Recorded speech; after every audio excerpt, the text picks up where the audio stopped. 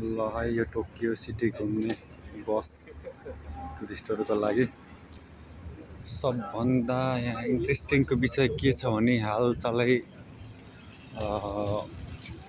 America र जापानको अर्थतन्त्रको क्षेत्रमा तहल्का मचाएको निप्पोन स्टिलको खाइस्या पनि यहाँ छ है, जसले अमेरिका र जापानको शीतयुद्ध गरेर व्यापारमा ट्रेड शीतयुद्ध गरेर होला जस्तो फिलिङ्स आउने गरी जुन अदालतसम्म पुग्ने किसिमका यिनीहरू कुराहरू आएको थिए। त्यो चाहिँ हिजो टोकियो स्टेसनको नजिकै रहेको यो हो त्यसको हेडक्वार्टर निप्पोन स्टिल भनेर है। यसको हेडक्वार्टर यति ठुलो यहाँ छ, यो टोकियोको चेउदा सिटीमा छ है, मारुनिची साइडमा।